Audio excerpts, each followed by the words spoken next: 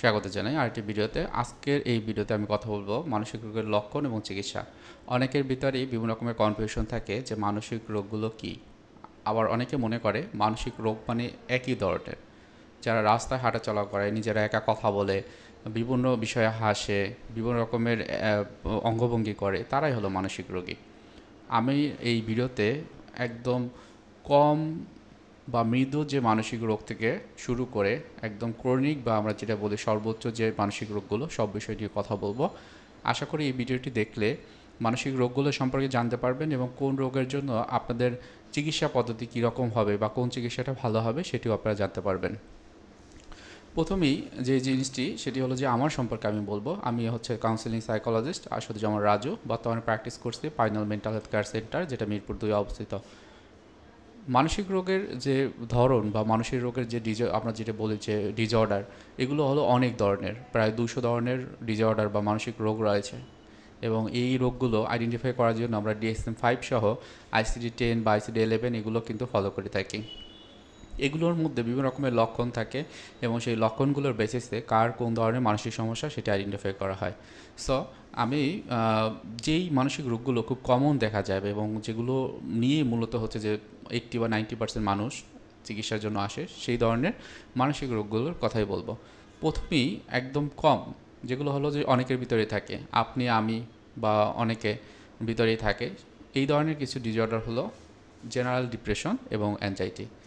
খুবই ইম্পর্টেন্ট এই জিনিসটা এই কারণ এগুলো আপনার আমার ভিতরে থাকে, কারণ হচ্ছে যে আমাদের অতীতে অনেক ঘটনাই থাকে যেগুলো হচ্ছে যে আমাদের মন কষ্ট করার জন্য বা কষ্টে রাখার জন্য গুরুত্বপূর্ণ ভূমিকা পালন করে। কোনো বিষয়ে আমাদের হয়তো মনটা খারাপ হয়ে যায়। হ্যাঁ, এই যে বিষয়গুলো অনেক ক্ষেত্রে ডিপ্রেশনের সিমটম হিসেবে আসে।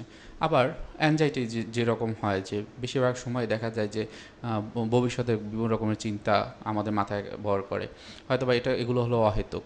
আমার পরীক্ষা, আমি কি ভালো রেজাল্ট পাবো, আমি কি পড়াশোনা করতে পারবো, আমি কি একটা ভালো জব পাবো, আমি জব পেলে কি আমি আমার কাজগুলো ঠিকমতো করতে পারবো, বা হচ্ছে যে আমি কি অন্যদের সাথে সম্পর্ক তো ঠিকমতো রাখতে পারবো। এই যে বিষয়গুলো যখন আমাদের মনের ভিতরে আসে তখন কিন্তু আমরা অ্যাংজাইটিতে পড়ে যাই। এবং অ্যাংজাইটির ক্ষেত্রেই দেখা যায় বেশিরভাগ আমাদের শারীরিক বিভিন্ন লক্ষণ দেখা যায়। হয়তো বা অল্পতে আমি গেমে যাচ্ছি, বিভিন্ন রকমের ভয় কাজ করে, নিঃশ্বাস নিতে সমস্যা বোধ করি, অথবা দেখা যায় যে বুক ধড়ফড় করে, অল্পতেই হয়তো বা আমার ভিতরে এজিটেশন হয়, রেগে যাই। তো এই যে বিষয়গুলো, এগুলো ডিপ্রেশন এবং অ্যাংজাইটির ক্ষেত্রে কিন্তু হয়ে থাকে। তো এগুলো বলা যায় যে আমাদের মানসিক রোগের যেই ধরন রয়েছে সেই ধরনের ক্ষেত্রে নিম্ন পর্যায়ে বা মৃদু। তো এইখানে যেটি হয় যে অনেক সময় এপিসোড হিসেবে আসে, যেমন ডিপ্রেশন বা অ্যাংজাইটির কথা যদি বলা হয়, হয়তো বা আপনার অতীতের কোনো একটা বিষয় নিয়ে খুব চিন্তা হয় এবং সেটা কেন হলো, এটা না হলেই তো পারতো। তো এই চিন্তাগুলো যখন দেখা যায় যে ওই যে বিষয়টি নিয়ে আপনি চিন্তা করেন সেটা যদি কোনো পরিবর্তন হয়, তাহলে কিন্তু আর এই ডিপ্রেশনটা আপনার ভিতরে থাকে না বা স্যাডনেসটা থাকে না। আবার অ্যাংজাইটির ক্ষেত্রে আপনার পরীক্ষার আগের রাতে আপনার অ্যাংজাইটি হবে, সেটা একটা স্বাভাবিক প্রক্রিয়া। বা আমার সামনে একটা পারফরমেন্স করতে হবে, সেটাকে আমি ঠিকমতো করতে পারবো কি না, সেটা একটা স্বাভাবিক প্রক্রিয়া। সো এটা যদি অনেক দিন ধরে থাকে তখন কিন্তু এটা ক্লিনিক্যাল ডিপ্রেশন বা ক্লিনিক্যাল অ্যাংজাইটির যে পর্যায়ে সেটা কিন্তু হয়ে যাবে। সো এটা অনেক সময় এপিসোড হিসেবে আসে। তো চিকিৎসার পদ্ধতিগুলো আমি পরে বলবো। তাহলে ডিপ্রেশন অ্যাংজাইটি নিয়ে বললাম। এখন এই যে অ্যাংজাইটি বেসড বিভিন্ন রকমের ডিসঅর্ডার রয়েছে, যেমন সোশ্যাল অ্যাংজাইটি বা ফোবিয়া বলা হয়। এই ব্যক্তি কী করে, কারোর সাথে মিশে না, কোথাও যায় না, ভয় পায়। অনেক ক্ষেত্রে তারা হচ্ছে যে দেখা যায় যে সমাজে যেখানে অনেক লোকজন থাকে সেখানে তারা বিভিন্ন রকমের অহেতুক ভয় পায়, বিভিন্ন রকমের নেতিবাচক বা নেগেটিভ চিন্তা তাদের মাথায় ঘোরে। অনেক সময় দেখা যায় যে বিভিন্ন রকমের ক্রাউডি যে প্লেসগুলো, সেখানে সে যায় না, সভা সমিতির দ্বারের কাছে যায় না। সো এই যে যার ভিতরে এই ধরনের প্রবলেম থাকে, অনেক ক্ষেত্রে আমরা এগুলো ক্যাটাগরাইজ করি বিভিন্ন রকমের। মূলত এটা ফোবিয়া হলেও অ্যাগোরাফোবিয়া বলা হয়। সো সোশ্যাল অ্যাংজাইটি মূলত যেটি হয় যে সোশ্যাল সিচুয়েশনে বিভিন্ন রকমের ভয় হয়, বিভিন্ন রকমের নেতিবাচক চিন্তা তার মাথায় বহর করে। সো এটা হলো সোশ্যাল অ্যাংজাইটি। এরপর কী থাকে, ওসিডি। ওসিডিকে বলা হয় অবসেসিভ কম্পালসিভ ডিসঅর্ডার। এখানে দুটো জিনিস থাকে, একটা হলো অবসেশন, অর্থাৎ তার মাথায় অনবরত নেগেটিভ চিন্তা থাকে এবং এই নেগেটিভ বা নেতিবাচক চিন্তা তার বিভিন্ন রকমের আচরণ করতে বাধ্য করে, যেটিকে আমরা বিহেভিয়ার বা কম্পালশন বলি। সো এই অবসেশন এবং কম্পালশনের যে একটি একটি সার্কেল, সেটি হলো ওসিডির মেইন উদ্দেশ্য। এখন এই যাদের ভিতরে ওসিডি থাকে তাদের ভিতরে কি থাকে, তারা হয়তো দেখা যায় যে কোনো একটা বিষয়ে খুব বেশি কনফিউশন কাজ করে, দ্বিধাদ্বন্দ্বে থাকে, টাকা পয়সা গোনার ক্ষেত্রে বারবার গোনে ভুল হয়ে গেল কিনা, বাসার বাইরে গেলে চিন্তা করে যে তালাটা লাগিয়ে আসছে কিনা, লাইট ফ্যানগুলো বন্ধ করে আসছে কিনা, গ্যাসের স্টোভটা বন্ধ করে আসছে কিনা। অনেক ক্ষেত্রে তারা মনে করে, আমরা যেটা বলি যে কন্টামিনেশন ওসিডি, বারবার হাত ধোয়, দেখা যায় সাবান বা গুঁড়ো, হুইলের গুঁড়ো, এগুলো অনেক বেশি খরচ করে। তারা মনে করে হয়তো তার হাতে কোনো জীবাণু লেগে আছে, অথবা মনে করে সে নোংরা হয়ে গেছে। তো এই ধরনের চিন্তাভাবনা থাকে। অনেক ক্ষেত্রে এই ওসিডির সিমটম রিলিজিয়াস হিসেবে আসে, অর্থাৎ ধর্মকর্ম করতে ভয় পায়, যেখানে হচ্ছে যে যেই ধর্মের, সেই ধর্মের যে যদি কোনো ইনস্টিটিউশন থাকে সেখানে যেতে ভয় পায়। অনেক সময় নিজেরা মনে করে আমি মনে হয় কোনো ভুল করে ফেললাম, যেমন নামাজ পড়ার ক্ষেত্রে তারা মনে করে হয়তো বা উজুটা আমি ঠিকমতো করতে পারিনি, বা এই যে আমি হচ্ছে যে ধর্ম পালন করব, কিন্তু আমার হয়তো বা আমার ধর্মটা ঠিকমতো আমি পালন করতে পারছি না, আমি যখন রুকু সিজদা যাই তখন হয়তো বা ঠিকমতো করতে পারছি না। এটা হলো অন্য অন্য ধর্মের ক্ষেত্রে এরকম বিভিন্ন রকমের চিন্তা হয়। সো এইরকম হয়। আবার সেক্সুয়াল বিষয় নিয়ে বিভিন্ন রকমের নেতিবাচক চিন্তা হয়।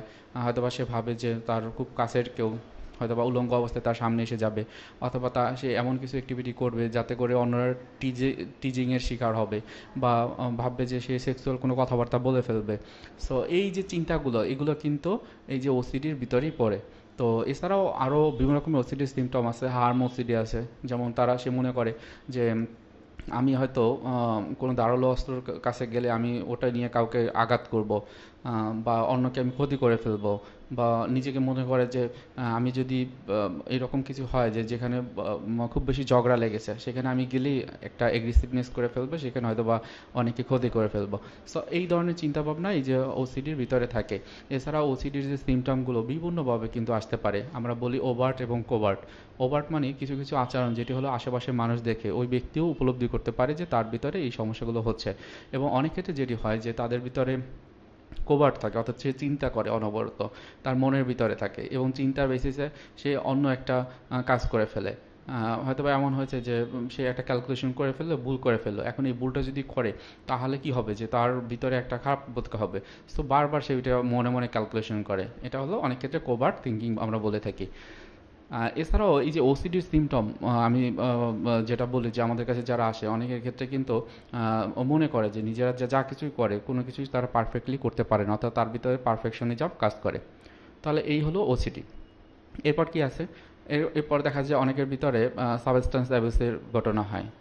অনেকে এটা বুঝতে পারে না যে যারা সাবস্টেন্স অ্যাবিউসিভ হয় তাদের ভিতর বিভিন্ন রকমের নেতিবাচক চিন্তা কাজ করে, বা বিভিন্ন রকমের মানসিক সমস্যা কাজ করে বলেই কিন্তু তারা সাবস্টেন্স অ্যাবিউসের মতো ঘটনাগুলো সেগুলো করে থাকে।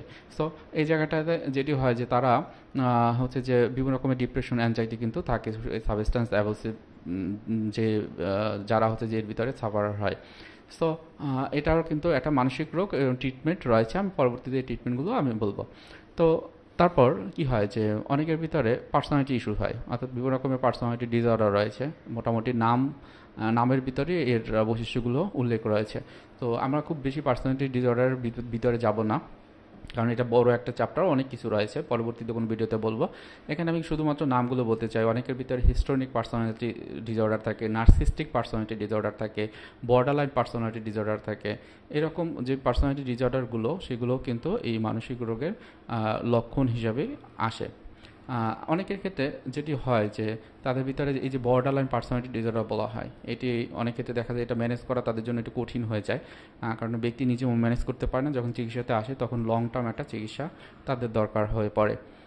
তো এরপর সেক্সুয়াল ডিসঅর্ডার, অনেকের ভিতরে দেখা যায় যে ইরেকটাইল ডিসফাংশন হয়, অর্থাৎ তার সেক্স করতে গেলে তার যে লিঙ্গ সে দাঁড়ায় না, বা অনেক ক্ষেত্রে আমরা বলি প্রিম্যাচুয়ার ইজাকুলেশন, অর্থাৎ তার এই যে লিঙ্গ দাঁড়ালেও তো সে যখন এই রকম যৌন সম্পর্কে যায় তখন হয়তো বা 1 মিনিট থেকে 1 মিনিটের কমের ভিতরে তার যে স্পার্ম সেটি বের হয়ে যায়, বীর্য বের হয়ে যায়। সো এই ধরনের কিছু প্রবলেম কিন্তু তাদের ভিতর হয়। এগুলো হচ্ছে যে অ্যাংজাইটি বেসড, অর্থাৎ যাদের ভিতরে এই প্রবলেমগুলো থাকে তাদের ভিতরে অ্যাংজাইটি থাকে। এগুলো হলো যেগুলো প্রথম থেকে বলা হলো, এগুলো অনেকটা অ্যাকুট ফেজগুলো থাকে। আমাদের কাছে যারা আসে তাদের এই ধরনের সিমটম থাকে। অনেকের ভিতরে আমরা আগে বলতাম হিস্টেরিয়া, যেটি কনভার্সন ডিসঅর্ডার বা সোমাটোফর্ম ডিসঅর্ডারও বলা হয়। অর্থাৎ ব্যক্তি বিভিন্ন রকমের শারীরিক লক্ষণের কথা বলে, কিন্তু লক্ষণগুলো শারীরিক সে বললেও আসলে মানসিক, অর্থাৎ মনের সমস্যার কারণেই তার শারীরিক যে লক্ষণগুলো, ব্যথা, কষ্ট, এগুলো কিন্তু তার ভিতরে প্রকাশ পায়। তারপর কি হয়, অনেকের ভিতরে সিজোফিনিয়া থাকে। সিজোফিনিয়া একটা ক্রনিক ইলনেস, অর্থাৎ খুব বেশি সিভিয়ার। এখানে দুটো জিনিস খুবই ইম্পর্টেন্ট, সেটা হলো তাদের ভিতরে ডিলিউশনাল বা হ্যালুসিনেশনাল যে সিমটমগুলো থাকে, ক্যাটাটোনিয়া থাকে। এবং এই জিনিসগুলো কি হয়, যে হয়তো বা সে একটা ব্যক্তিকে সামনে মনে মনে ভাবছে, নিজে নিজে হাসছে, তার সাথে কথা বলছে। অনেক সময় তারা মনে করে যে তারা সৃষ্টিকর্তার সমান, অথবা তারা মনে করে তারা নবী, তারা পূর্ববর্তী যে উম্মত রয়েছে তার উম্মতের বংশধর। তো এই যে চিন্তা ভাবনা তাদের থাকে, অনেক সময় তারা হ্যালুচিনেশনের বিভিন্ন রকমের চিন্তা হয়।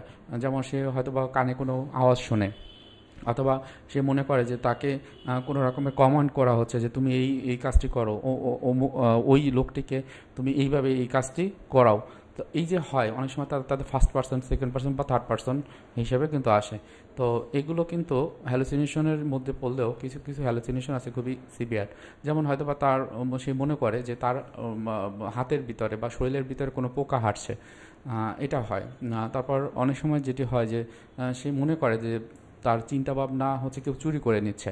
আবার অনেকে মনে করে যে তার কথাগুলো আশেপাশে যে মানুষগুলো আছে সেই কথাগুলো শুনছে, তাকে নিয়ে বিভিন্ন রকমের মানে হাসাহাসি কর কথাগুলো বলছে, তাকে নিয়ে বিদ্রূপ করছে। এই ধরনের চিন্তাভাবনা কিন্তু তাদের ভিতরে থাকে। অনেক ক্ষেত্রে তারা টিভি দেখলে মনে করে টিভিতে তার প্রচারণা চালাবে। এই চিন্তাগুলো কিন্তু এই যে সিজোফিনিয়াতে থাকে। এবং আর কিছু জিনিস বলে যে অ্যাসোসিয়েলিটি, অর্থাৎ সে দেখা যায় বেশিরভাগ সময় নোংরা থাকতে পছন্দ করে, তার ঘর অগোছালো থাকে, কারোর সাথে মেশে না, একা থাকে। এই সিমটমগুলো তাদের ভিতরে থাকে। এরপর বর্ডারলাইন পার্সোনালিটি ডিসঅর্ডার বলা হয়, যেখানে দেখা যায় এই যে ডিপ্রেশনের সিমটমগুলো থাকে, যেগুলো আমি প্রথমেই বলেছি। হয়তো বা সে বেশিরভাগ সময় একা থাকে, কারোর সাথে মিশে না। আবার অনেক সময় দেখা যায় যে কারোর সাথে মিশলেও আগের যে একটা তার অ্যাক্টিভিটি, সেই অ্যাক্টিভিটিগুলো থাকে না, সোশ্যালি আইসোলেটেড হয়ে যায়। অনেক সময় তার ওজন কমে অথবা ওজন বাড়ে। অনেক সময় দেখা যায় যে তার যে চিন্তাভাবনা একটা কনসিস্টেন্সি চলতে থাকে, তার মনে মনে অনেক কষ্ট, স্যাডনেস থাকে, তার ওয়েট গেইন হয় অথবা ওয়েট লুজ হয়, ঘুমের সময়টা অনেক বেশি বেড়ে যায় অথবা ঘুম একদম হয় না। এই ধরনের সিমটমগুলো থাকে। অনেক সময় তার সুইসাইডাল আইডিয়েশন থাকে, হয়তো বা বিভিন্ন রকমের সুইসাইড করার চিন্তাভাবনা সে করে। তো এটা হলো ডিপ্রেশনের সিমটম থাকে। এরপর অনেক ক্ষেত্রে তাকে থাকে ম্যানিয়া, অর্থাৎ অনেক বেশি হাইপার অ্যাক্টিভিটি তার ভিতরে থাকে, ইম্পালসিভিটি বিহেভিয়ারগুলো সেগুলো থাকে। হয়তো সে কোনো সভা সমিতিতে বা অ্যাক্টিভিটিজের সাথে নিজেকে খুব বেশি ইনভলভ করলো, সবার সাথে অনেক বেশি নিজের যে হাই এক্সপ্রেশন বা বড় বড় চিন্তাভাবনার কথা স্মরণ করলো। সে অনেক বড় হবে, অনেক কিছু করবে, হয়তো বা সে দেখা যায় যে সারা রাত না ঘুমিয়ে যে কাজটি করতেছিল সেটি করে। সো এই ধরনের মুড স্টেবিলাইজেশনে তাদের ভিতরে কাজ করে, অর্থাৎ ফ্লাকচুয়েট করে। যেমন হচ্ছে যে হয়তো বা সে একটা পোলে থাকে, একটা পোল থেকে আরেকটা পোলে চলে যায়। সো এই যে বাইপোলার ডিসঅর্ডারের ক্ষেত্রে আবার বাইপোলার 1, বাইপোলার 2, বাইপোলার ডিসঅর্ডার 2 নামে উল্লেখ করা হয়। এই যে সিমটমগুলো, এগুলো কিন্তু তাদের ক্ষেত্রে খুবই সিভিয়ার থাকে। অনেক ক্ষেত্রে এগুলো কিন্তু যে কোনোগুলোই অনেক ক্ষেত্রে এই যে বাচ্চাদের ক্ষেত্রে হতে পারে। তাছাড়াও কিছু নিউরো ডেভেলপমেন্টাল ডিসঅর্ডার বলা হয়, যেগুলো হচ্ছে যে যেমন আমরা বলি বুদ্ধি প্রতিবন্ধী, অর্থাৎ বুদ্ধির পরিমাণটা কম। যেমন হয়তো ইন্টেলেকচুয়াল ডিসেবিলিটি যেটা বলা হয়, যে হয়তো সে কনসেন্ট্রেশন রাখতে পারে না, কোনো পড়া মনে রাখতে পারে না, আগে যে অ্যাচিভমেন্ট ছিল বা তার কোনো রকমের অ্যাচিভমেন্ট তার নেই। সো এই যে বিষয়গুলো, এগুলো হলো কি বাচ্চাদের ক্ষেত্রে বেশি হয়। অনেক সময় বলে অটিজম, আমরা অনেকেই জানি অটিজম কথাটি, অনেকেই জানে যে অটিজমের সিমটমের ক্ষেত্রে তাদের ফিজিক্যাল কিছু অ্যাপিয়ারেন্সের পরিবর্তন দেখা যায়। অনেক সময় তারা সোশ্যালি আইসোলেটেড হয়ে যায় বা সমাজের মানুষের সাথে তেমন মিশে না। এই বাচ্চারা যখন কোনো একটা খেলাধুলা করে, তখন অন্যদের যে পিয়ার গ্রুপ তাদের মতো খেলাধুলা করে না, বা রিপিটেটিভ কোনো অ্যাক্টিভিটি করে, হয়তো বা তার হ্যান্ড শেকিং বা শরীরে বিভিন্ন রকমের শেকিং হয়। এই যে সিমটমগুলো, এগুলো কিন্তু তাদের অটিজমের প্রথম হয়তো বা 3 থেকে 7 বছরের ভিতরে কিন্তু প্রকাশ পেতে পারে। তারপর ADHD বলা হয়, অর্থাৎ attention deficient hyper active disorder. খুবই ইম্পর্টেন্টলি এই ডিসঅর্ডারটি যাদের ভিতরে থাকে, যে বাচ্চাদের ক্ষেত্রে, সেটিও 7 বছরের ভিতরে কিন্তু আইডেন্টিফাই করা যায়, যেখানে অটিজম মোটামুটি 2.5 বা 3 বছরের ভিতরে কিন্তু আইডেন্টিফাই করা যায় তার ভিতরে অটিজম রয়েছে কিনা। এখন ADHDর ক্ষেত্রে তাদের ভিতরে অ্যাটেনশন প্রবলেম থাকে, হয়তো বা সে স্কুলে গেল, তার বই খাতা কলম বা খাবারের যে টিফিন কেড়ে সেটি হলো রেখে আসলো ভুলে, পড়ালেখায় মনোযোগ দিতে পারে না। দেখা যায় যে একই সাথে অনেকগুলো কাজ করতে চায়, হয়তোবা দেখা যায় যে পিয়ার গ্রুপ থাকলে, তো বন্ধুবান্ধব থাকলে একজনকে একটু আঘাত করলো, আরেকজনকে আঘাত করলো, হাসলো, দৌড় দিল, এই ধরনের যে অ্যাক্টিভিটিগুলো খুব বেশি থাকে। তো এই যে ADHD, অটিজম বা যে অন্যান্য যে ইন্টেলেকচুয়াল ডিসএবিলিটি যে প্রবলেমগুলো, এগুলোর জন্য বিভিন্ন রকম স্কেল ব্যবহার করা হয়, যে মাধ্যমে কিন্তু তার আইডেন্টিফাই করা যায় যে তার অবস্থানটা পর্যায়ে রয়েছে। তো মোটামুটি যেই ডিসঅর্ডারগুলোর কথা বললাম, এছাড়াও অন্য অনেক ডিসঅর্ডার রয়েছে, তবে বেশিরভাগ যে ডিসঅর্ডার বা বেশি মানসিক রোগগুলো এগুলোই হয়ে থাকে, এবং মানুষ এর জন্যই কিন্তু চিকিৎসাতে বেশি বেশি আসে। সো এখন আসেন চিকিৎসায়, আসলে এইগুলো চিকিৎসা কী হতে পারে। এখন এই চিকিৎসার জায়গাটি যদি আমি বলি, 2 ধরনের চিকিৎসা হয়ে থাকে। একটা হলো সাইকিয়াট্রিক মেডিসিন, যারা সাইকোলজিস্ট রয়েছেন তারা দিয়ে থাকেন। আরেকটি হলো সাইকোথেরাপি বা কাউন্সেলিং, যেগুলো একজন কাউন্সেলিং সাইকোলজিস্ট অথবা ক্লিনিক্যাল সাইকোলজিস্ট দিয়ে থাকেন। বাচ্চাদের যে প্রবলেম, সেক্ষেত্রে এডুকেশনাল সাইকোলজিস্ট বা স্কুল সাইকোলজিস্টরা এই ট্রিটমেন্ট দিয়ে থাকেন। অনেক ক্ষেত্রে দেখা যায় যে সাইকিয়াট্রিক মেডিসিনের ক্ষেত্রেও যে সাইকিয়াট্রিস্টরা প্রেসক্রিপশন করে, প্রথমে আইডেন্টিফাই করে রোগটি কী ধরনের।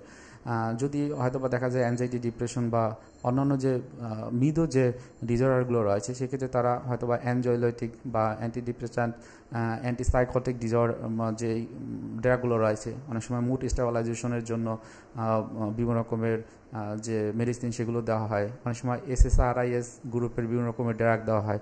তো অবশ্যই তারা প্রথমে ডায়াগনোসিসটা করে। এই জন্য বলা যায় না যে আসলে কোন রোগের জন্য কোন চিকিৎসাটি বা কোন ধরনের ট্রিটমেন্ট দেওয়া হবে, কারণ আমাদের কাছে যখন আসে যে বিভিন্ন রকমের ডিসঅর্ডার বা প্রবলেমগুলো আইডেন্টিফাই করার জন্য বা ডায়াগনোসিস করার জন্য আমরা কিন্তু পর্যাপ্ত সময় লাগে, এবং পর্যাপ্ত সময় নিয়ে প্রবলেমটি আইডেন্টিফাই করার পরে কেবলমাত্র কিন্তু তাকে চিকিৎসা দেওয়া হয়। এখন সাইকোথেরাপি বা কাউন্সেলিংয়ের ক্ষেত্রে কী হয়, সাইকোথেরাপি বা কাউন্সেলিং একই জিনিস, হয়তো বা বিভিন্ন টার্মে ব্যবহার করা হয়, যেখানে দেখা যায় যে বিভিন্ন টেকনিক রয়েছে বা অ্যাপ্রোচ রয়েছে, চিকিৎসা পদ্ধতি রয়েছে। যেমন যদি আমি 2-1টি কথা বলি, যেমন CBT, কগনিটিভ বিহেভিয়ার থেরাপি, মোটামুটি সব রকমের মানসিক রোগের ক্ষেত্রে খুবই গুরুত্বপূর্ণ, কারণ মানসিক রোগের ক্ষেত্রে যে 3টি জায়গাতে সমস্যা হয়, একটা হলো তার আচরণ, একটা হলো তার চিন্তা, এবং আরেকটা হলো অনুভূতি। এই জায়গাগুলোতে CBT খুব ভালো কাজ করে। এছাড়াও CBT বেস বিভিন্ন রকমের থেরাপিউটিক টেকনিক রয়েছে, অনেক ক্ষেত্রে EMDR ব্যবহার করা হয়, আই মুভমেন্ট ডিসেন্সিটাইজেশন আর রিপ্রসেসিং, খুবই গুরুত্বপূর্ণ একটি থেরাপিউটিক প্রসেস, যেটি WHO 2009 সালে প্রথম গ্রেডের যে চিকিৎসা পদ্ধতি হিসেবে উল্লেখ করেছেন। এছাড়াও রয়েছে NLP, অর্থাৎ নিউরো ল্যাঙ্গুয়েস্টিক প্রোগ্রামিং, যেখানে এই যে প্রবলেমগুলো বা ডিসঅর্ডারগুলো লাইক অ্যাপসের মতো আমাদের ব্রেনে ইনস্টল হয়। সুতরাং NLPর মূল থিমটাই হলো এরকম, যে এখানে আনইনস্টল করার জন্য NLPটা খুব ভালো কাজ করে। তারপর TA বা ট্রানজাকশন অ্যানালাইসিস ব্যবহার করা হয়, অনেক ক্ষেত্রে পার্সোনালিটি ডিসঅর্ডারের ক্ষেত্রে এটি খুবই ভালো কাজ করে, বা বিভিন্ন রকমের অ্যাডজাস্টমেন্টাল ইস্যুর ক্ষেত্রে বা ফ্যামিলি কাউন্সেলিং বা কাপল কাউন্সেলিংয়ের জন্য খুবই ভালো কাজ করে। তো এই জায়গাটাতে বেশিরভাগ ক্ষেত্রে দেখা যায় যে কারো যদি ইন্ডিভিজুয়াল কাউন্সেলিং দরকার, সেক্ষেত্রে তাদের ফ্যামিলি মেম্বারদের নিয়েও বসতে হয়, এবং সেই জায়গাগুলোতে হয়তো বা কাপলদের নিয়েও বসতে হয়, এবং সেই সময়টা TA বা ট্রানজাকশন অ্যানালাইসিস খুব ভালো কাজ করে। এছাড়াও আরও কিছু থেরাপিউটিক টেকনিক আছে, যেগুলো যে যারা আরও বেশি প্রফেশনাল তারা কিন্তু ব্যবহার করে থাকেন, যেমন গ্যাস্টাল সাইকোলজি, এক্সিস্টেন্সিয়াল সাইকোলজি, এগুলো খুব ভালো কাজ করে বিভিন্ন রকমের মানসিক সমস্যার ক্ষেত্রে, যেগুলোর কথা আমার বলা হয়েছে। অনেক ক্ষেত্রে যেটি হয় যে বাচ্চাদের যে প্রবলেমগুলো হয়, সেক্ষেত্রে চিকিৎসায় যাওয়ার আগে প্রথমেই যে কাজটি করতে হয়, সেটি হলো যে তাদেরকে প্রপার একটা যে অ্যাসেসমেন্ট করা। যেমন ওয়েসলার অ্যাডাল্ট ইন্টেলিজেন্স স্কেল রয়েছে, ওয়েসলার চাইল্ড ইন্টেলিজেন্স স্কেল রয়েছে, এর মাধ্যমে আইকিউ টেস্ট করা যায়। অনেক ক্ষেত্রে আইকিউ টেস্ট করে তার অবস্থানটা কতটুকু বাচ্চার, এরপর তার কী কী ধরনের চিকিৎসা পদ্ধতি তার দরকার হতে পারে। অনেক ক্ষেত্রে তাদের অকুপেশনাল থেরাপির দরকার হয়, অনেক সময় তাদের স্পিচ থেরাপি দরকার হয়। এই জিনিসগুলো করা, অনেক সময় বাবা মায়ের উপরে প্যারেন্টিং কীভাবে করবে তার উপরে স্কিল ট্রেনিং দেওয়া হয়, তাদেরকে কাউন্সেলিং করানো হয়, ফ্যামিলি কাউন্সেলিং করানো হয়। তো এই ধরনের চিকিৎসা পদ্ধতি কিন্তু এখনও বিরাজমান। অনেকে ভুল করে দেখা যায় এই প্রবলেমগুলোর ক্ষেত্রে বিভিন্ন রকমের তাবিজ কবজের শরণাপন্ন হন, বা পানি পড়া, তেল পড়া। অবশ্যই এটা এখন বৈজ্ঞানিকভাবে কখনোই আপনারা মানবেন না, এটাই আমি আশা করি। প্রপার ওয়েতে বৈজ্ঞানিক পদ্ধতি যদি আপনারা চিকিৎসা নেন, যে কোনো রকমের চিকিৎসার ক্ষেত্রে খুব ভালো একটা সমাধান পাওয়া যায়। এরপর লাস্টে আরেকটা জিনিস বলবো, সেটা হলো যে যারা পার্সোনালিটি ডিসঅর্ডারে ভোগেন, বিভিন্ন রকমের পার্সোনালিটি ডিসঅর্ডারের কথা আমি বলেছি, সেক্ষেত্রে সবচেয়ে বেশি যে কাজটি ভালো হয় সেটা হলো ডায়ালেকটিভ বিহেভিয়ার থেরাপি অর্থাৎ ডিবিটি। এই থেরাপিটি টেকনিকের একটা মডিউল রয়েছে যেখানে প্রায় 26টির মতো হচ্ছে যে সেশন নিতে হয় প্রায় 6 মাস ধরে। যদিও অনেকে কিন্তু বলে যে এই যে বর্ডারলাইন পার্সোনালিটি ডিসঅর্ডার, বর্ডারলাইন যে পার্সোনালিটি ডিসঅর্ডারগুলো থাকে এগুলো লাইফ লং এক্সিস্ট করে। সুতরাং আপনি ম্যানেজ করা যদি শিখতে পারেন তাহলে এর দ্বারা ভালো থাকতে পারবেন। সো ওই জায়গাগুলোতে আপনার ডিবিটি খুব ভালো কাজ করে, আমি নিজেও করি, আমি অনেক উপকার পেয়েছি ডিবিটির ক্ষেত্রে। সো এটা আপনারা নিতে পারেন। আর কগনিটিভ বিহেভিয়ার থেরাপি, ওই যে আমি বললাম যে 3টে বিষয় খুবই গুরুত্ব দেওয়া হয়। এছাড়াও এখানে থট স্টপিং ইআরপি অর্থাৎ এক্সপোজার রেসপন্স প্রিভেনশন থেরাপি খুব ভালো কাজ করে। অনেক সময় thought restructuring, alternative thought, stop thought stopping, হ্যাঁ, অনেক সময় টাইম আউট, হ্যাঁ, এই যে টোকেন ইকোনমি, বিভিন্ন রকমের থেরাপিটিক টেকনিক রয়েছে যেগুলো সিবিটির মধ্যে ব্যবহার করা হয়। অনেক ক্ষেত্রে বিহেভিয়ার থেরাপি কিন্তু সিবিটির ভিতরে রয়েছে। সো ইমোশনাল ফোকাসড, অনেকের ভিতরে দেখা যায় যে তার আবেগটা খুব বেশি কাজ করে, সেই ক্ষেত্রে যেটি দরকার হয় সেটি হলো যে তাকে হয়তো বা আরইবিটি দেওয়া হয় অর্থাৎ রেশনাল ইমোটিভ বিহেভিয়ার থেরাপি, খুবই কার্যকরী, যেটি এলিস নামের একজন মনোবিজ্ঞানী দিয়েছিলেন। খুবই গুরুত্বপূর্ণ তার এটি, দেখা যায় যে ইমোশনাল ফোকাস যাদের যে প্রবলেমগুলো সেক্ষেত্রে খুব ভালো কাজ করে। সো মোট কথা হলো যে এই যে বিষয়গুলোর কথা বললাম, যে সমস্যাগুলোর কথা বললাম, যে রোগগুলোর কথা বললাম, এই ট্রিটমেন্ট এরকমই হয়। অনেক ক্ষেত্রে আপনারা বেশ কিছু সেলফ হেল্প টেকনিক করতে পারেন যেগুলো দেখবেন আপনার ভালো লাগবে এবং এই যে সমস্যাগুলো থেকে আপনি নিজেও একটা সেফ জোনে থাকতে পারবেন। যেমন আমরা বলি যে আপনি চাইলে বাসাতে বিভিন্ন রকমের ব্রিদিং এক্সারসাইজ রয়েছে সেগুলো করতে পারেন, মাইন্ডফুলনেস প্র্যাকটিস রয়েছে বা মেডিটেশন রয়েছে সেটি করতে পারেন। বিভিন্ন ক্ষেত্রে মানসিক চিন্তাগুলো ভবিষ্যতে বা অতীতের কথাগুলো না করে বর্তমানে থেকে বর্তমান কাজগুলো করতে পারেন। আপনার যদি বিভিন্ন রকমের টাইম স্ট্রাকচারের প্রবলেম হয় অথবা টাইমটা মেনটেন করতে পারেন না, সেক্ষেত্রে একটা ডায়েরি মেনটেন করতে পারেন, সেখানে আপনার কোন সময় কোন কাজ সেটি লিখে রাখতে পারেন। আগামীকালকে কী কাজ রয়েছে, 3 দিন পরে কী কাজ রয়েছে, 1 সপ্তাহের মধ্যে আপনার কী কী কাজ সেটি আপনি লিখে রাখতে পারেন। আজকে আপনার কী কী কাজ সেটি আপনি লিখে আপনার দিনটি শুরু করতে পারেন, অথবা আগামী 1 সপ্তাহের ভিতরে, 2 সপ্তাহ বা 1 মাসের ভিতরে কী কী কাজ রয়েছে সেটি ওইখানে লিখে ফেলতে পারেন। আপনার গুরুত্বপূর্ণ যদি কোনো কাজ থাকে হয়তো বা এই বছরের ভিতরে করতে হবে সেটিও আপনি লিখে রাখতে পারেন। এর মাধ্যমে যেটা হবে আপনার টাইম স্ট্রাকচার হবে এবং আপনার বিভিন্ন রকমের স্ট্রেস থেকে আপনি মুক্তি পাবেন, নিজেকে রক্ষা রাখতে পারবেন। অনেক ক্ষেত্রে যেটি দেখা যায় যে অনেকের ভিতরে বিভিন্ন রকমের প্রায়োরিটি সেটিংয়ে প্রবলেম হয়, অর্থাৎ বিভিন্ন রকমের কাজ রয়েছে, সেই কাজগুলো কীভাবে করব। সেক্ষেত্রে আমি কাউন্সেলিং সেশনে যেটি বলি প্রায়োরিটি সেটিং, 4টি কোয়াড্রেন্ট রয়েছে ইম্পর্টেন্ট আর্জেন্টের। সো এই ক্ষেত্রে আপনি কোনটা ইম্পর্টেন্ট, কোনটা আর্জেন্ট, কোনটা ইম্পর্টেন্ট বাট নট আর্জেন্ট সেটা লিখতে পারেন। নট আর্জেন্ট বাট ইম্পর্টেন্ট, এই যে এই যে কোয়াড্রেন্ট সেগুলো আপনি একটু নেটে সার্চ দিলেও দেখতে পারবেন। এরকম একটা কোয়াড্রেন্ট করে আপনার কাজগুলো যেটি আগে করতে হবে, আজকেই করতে হবে সেটা করবেন। হয়তো বা 3 দিন পরে করলে সমস্যা নাই, হয়তো বা এমন কিছু রয়েছে যেটা হলো আজকে থেকে 1 বছর পরে করলে সমস্যা নেই, সেই বিষয়গুলো আইডেন্টিফাই করতে পারেন। এটি দেখবেন যে আপনার মনের সুস্থতা কিন্তু বজায় রাখবে। এরপর হয়তো বা আপনি ব্রিদিং এক্সারসাইজের কথা বলেছি, এর সাথে সাথে এগুলো হচ্ছে যে আমার মনের যে এক্সারসাইজ সেটি আপনারা চাইলে যে কাজটি করতে পারেন, হয়তো আপনি হচ্ছে যে এক্সারসাইজ করতে পারেন। এক্সারসাইজের মাধ্যমে আমাদের বিভিন্ন রকমের হরমোনের যে একটা ব্যালেন্স তৈরি হয়, আমাদের মেলাটোনিন হরমোনের একটা ব্যালেন্স হয় বা অন্যান্য হরমোনগুলো কিন্তু খুব ব্যালেন্স হয়। সো আপনারা এগুলোও করতে পারেন, কারণ আমাদের এই যে যত রকমের সাইকিয়াট্রিক কেস রয়েছে বা প্রবলেম রয়েছে, আমাদের মূল কাজ হচ্ছে কিন্তু মনটাকে ঠিক রাখা। আর আমাদের মন হচ্ছে আমাদের ব্রেনের ভিতর বিভিন্ন মডিউল, বিভিন্ন সার্কিট, বিভিন্ন নিউরো ট্রান্সমিটার, আর এছাড়া রয়েছে বিভিন্ন হরমোন যেগুলো হচ্ছে যে আমাদের পরিচালনা করে।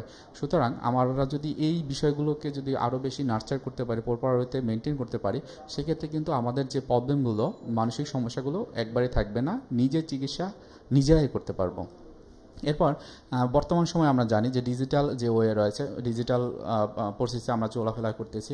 এখানে যেটি হয় যে বিভিন্ন রকমের হচ্ছে যে ডিজিটাল যে ডিভাইসগুলো রয়েছে তার উপরে আমাদের একটা অ্যাডিকশন কাজ করে এবং দেখা যায় যে আমাদের মোস্ট অফ দ্য টাইম এই ছোটো যে ডিভাইসটি তার শরণাপন্ন বা কাছাকাছি থেকে আমাদের সময়টি যায়।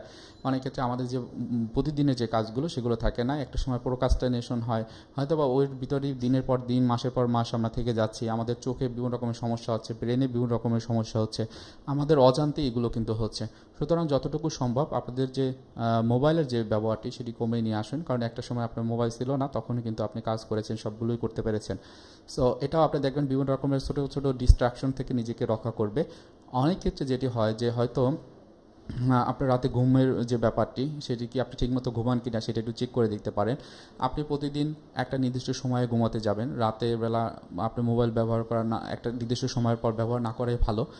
কারণ হচ্ছে যে এর মাধ্যমে যে ক্ষতিকর রশ্মিটি সেটি আমাদের ঘুমের ব্যাঘাত করতে মানে ব্যাঘাত করে। সো এটা থেকে একটু মোটামুটি নিজেকে দূরে রাখা খুবই ভালো। এছাড়াও ফ্যামিলি মেম্বাররা রয়েছে, তাদের সাথে কথা বলা, মেশা, হাস্যরস করা। যখন আমি কথা বলবো তখন অ্যাসার্টিভনেস প্রকাশ করব, না বলতে শিখব, কোনো রকমের পেসিভ বা অ্যাগ্রেসিভ আমি থাকবো না। বিভিন্ন রকমের স্কিল ট্রেনিং আমি নিব, যার মাধ্যমে আমার নিজের ভবিষ্যৎটাকে আমি গড়ে তুলব। বর্তমানে আমার কী কী কাজ রয়েছে সেগুলো আমি করব।